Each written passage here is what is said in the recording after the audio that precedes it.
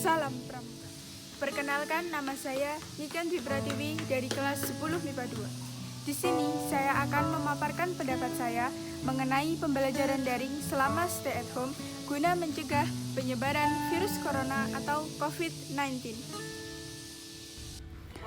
COVID-19 adalah penyakit peradangan paru yang disebabkan oleh Severe Acute Respiratory Syndrome Coronavirus atau SARS-CoV-2. COVID-19 pertama kali muncul di pasar hewan Wuhan di negara China. Virus ini pertama muncul pada Desember 2019. Virus ini dapat menyerang siapa saja.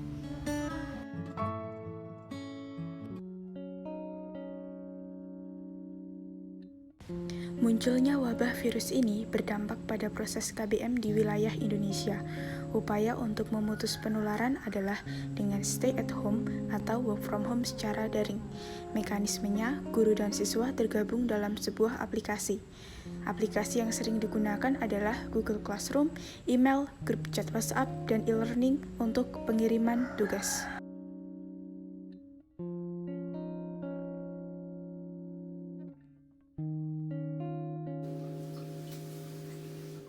Menurut saya, ada beberapa hal yang menjadikan pembelajaran daring ini kurang efektif.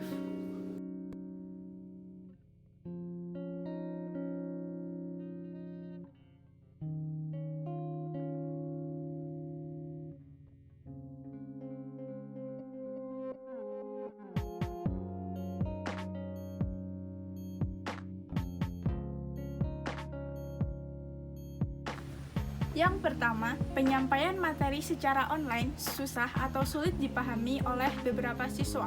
Ini disebabkan karena antara guru dan siswa tidak bisa berinteraksi secara langsung, dan ada beberapa siswa, termasuk saya, akan lebih paham dan mengerti ketika materi tersebut dijelaskan secara tatap muka atau langsung. Penyelesaian materi dalam KBM daring ini akan membutuhkan waktu yang lebih lama daripada KBM yang biasanya. Yang kedua adalah kendala internet dan kuota. Tidak semua siswa bisa online setiap saat. Terkadang ada kendala susah sinyal atau susah dalam mengupload tugas sehingga harus mengupload ulang lagi. Saat keadaan kuota habis, maka siswa tersebut tidak bisa ikut berpartisipasi dalam KBM atau kuis atau penilaian harian.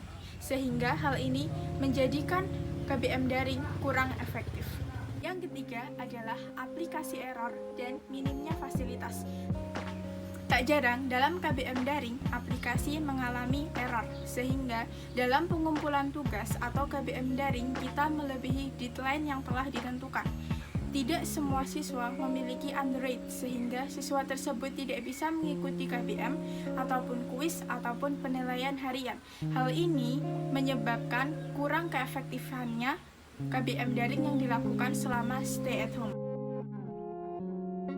Menurut saya, saran agar pembelajaran daring atau KBM selama stay at home agar tidak membosankan adalah: yang pertama, kalian jangan terpaku pada satu tempat saja. Kalian bisa berpindah-pindah, tidak hanya di kamar belajar, bisa di ruang tamu atau di ruang TV sambil mendengarkan musik atau yang lain. Yang kedua adalah selingi hari-hari kalian misalnya dengan menonton film atau membaca novel, misalnya drama Korea atau novel-novel online yang lain. Yang ketiga adalah dalam mengerjakan tugas atau selama KBM, kalian bisa sambil video call sama teman atau chattingan dengan teman, kalian diskusi agar tidak membosankan, agar pikiran kalian tidak stres dan tidak terpaku dalam pelajaran secara terus-menerus.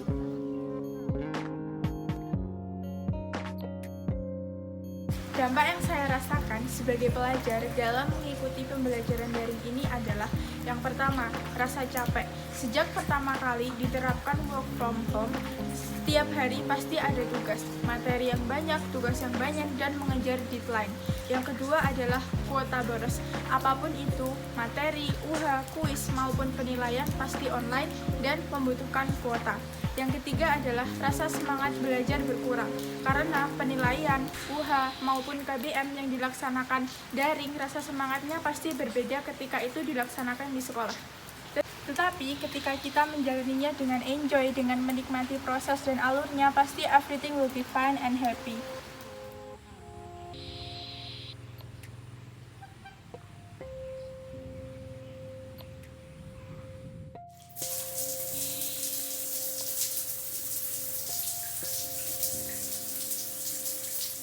Jadi, teman-teman, harapan kita semua, wabah virus corona ini segera berakhir.